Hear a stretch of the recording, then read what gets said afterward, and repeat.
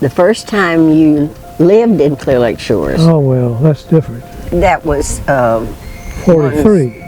One summer he was out of school and he and a friend took a job baling hay and pulling peanuts for the K-Woods, and he lived in Clear Lake Shores during that time. My family bought property in 48. We would come down on the weekends, but Ted, we didn't know each other, and we certainly had never married. So we met in 1950 and married in 51. One weekend, Ted ran into a friend, and he was trying to sell a unfinished house, he said, down Maple. So we walked down there that evening to see it, and we bought it. We've lived in 4 houses in Clear Lake Shores. 3 of them have been torn down. Our house on Pine and Juniper, we moved there in 1960, and in 61 Carla came and we were flooded, and we stayed there until 80, because 79 we were flooded by Alicia. And we had bought this property from George Kessler. This was originally the West Dairy Farm. Mr. West owned all of this property where Lazy Bend is, and Ted worked on Lazy Bend doing the survey. We raised our 2 daughters in the first house, and they had a wonderful childhood. It was just easy living. We boated and we were swimming and crabbing and fishing and just having a good time.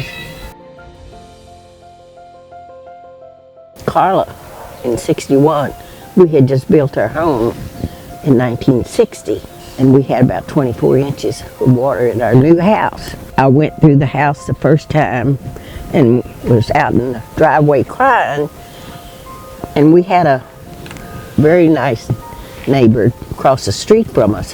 Her name was Tilly.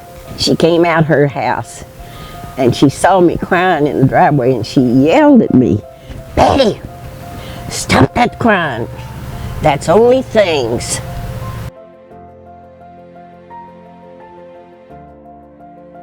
Well, we used to have, City Hall was in the old clubhouse. Ms. Tillinghast, who owned this property over here where the City Hall is now, had that property, and she decided she would sell it. I don't remember whether we hit her up or, anyway, we got that done, and we got City Hall moved over to there, and they have some decent room now. I guess the biggest accomplishment is we finally got that property over there across the road, across 2094, that shopping center. ETJ. That was the ETJ. ETJ, yeah, the extraterritorial jurisdiction.